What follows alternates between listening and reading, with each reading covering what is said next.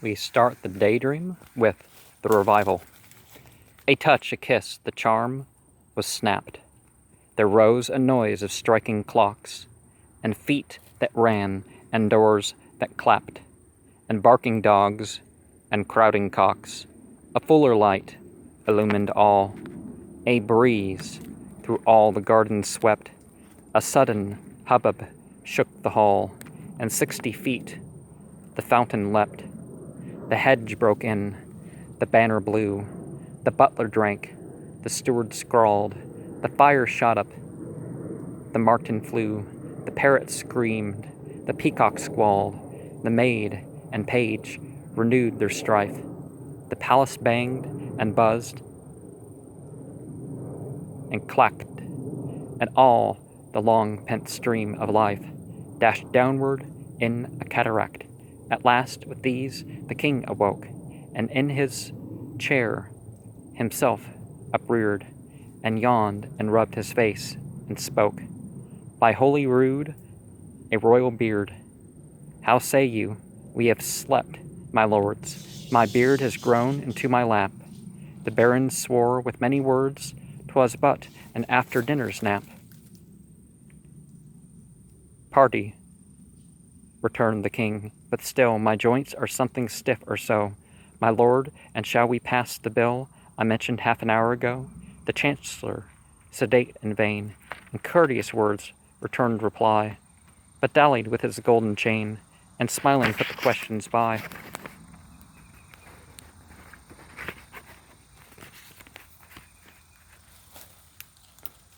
The situations often pass by these worldly leaders.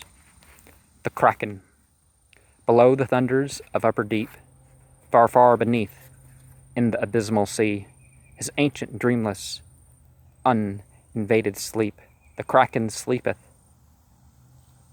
Faintest sunlights flee about his shadowy sides. Above him swell huge sponges of millennial growth and height, and far away into the sickly night, from many a wondrous grot and secret cell, unnumbered and enormous polypi, winnow with the giant fins, the slumbering green, there hath he lain for ages and will lie, battening upon huge sea worms in his sleep, until the latter fire shall heat the deep. Then, once by men and angels to be seen, in roaring, he shall rise, and on the surface die. Cthulhu awaken! Certainly, the evil and ignorance, as you would call it, feeds certain entities. But there are entities that have respite. So thus they last until the test for all humanity is done. The owl, when cats run home, and light is come, and dew is cold upon the ground, and the far-off stream is dumb, and the whirring sail goes round, and the whirring sail goes round, alone and warming his 5 wits, the white owl in his belfry sits, when merry milkmaids click the latch, and rarely smells the new-mown hay, and the cock hath sung beneath the thatch, twice or thrice his round clay, twice or thrice his round allay.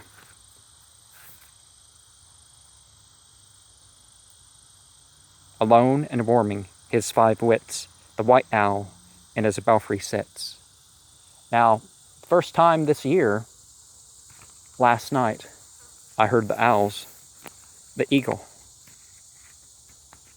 He clasps the crag with crooked hands, close to the sun in lonely lands. Ringed with the azure world, he stands. The wrinkled sea beneath him crawls, he watches from his mountain walls, and like a thunderbolt he falls.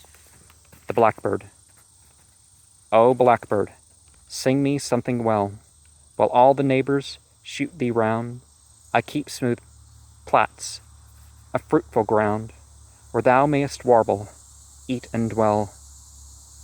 The espaliers and the standards all are thine, the range of lawn and park, the unnetted black hearts, ripe and dark, all thine against the garden wall. Yet though I spared thee all the spring, thy sole delight is sitting still, with that gold dagger of thy bill, to fret the summer jenneting. A golden bill, the silver tongue, cold February loved is dry. Plenty corrupts the melody that made thee famous once when young, and in the sultry garden squares now thy flute notes are changed to coarse. I hear thee not at all or hoarse, as when a hawker hawks his wares. Take warning that he will not sing, while yon sun prospers in the blue. Shall sing for want ere leaves are new, caught in the frozen palms of spring, the dying swan.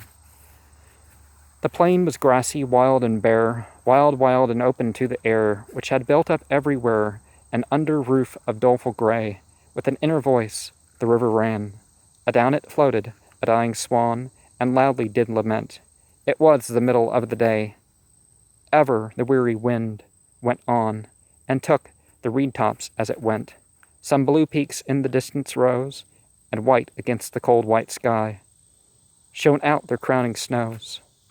One willow over the river wept, and shook the wave as the wind did sigh.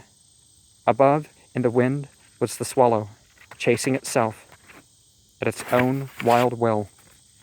And, far through the marsh green and still, the tangled water courses slept, shot over with purple and green and yellow.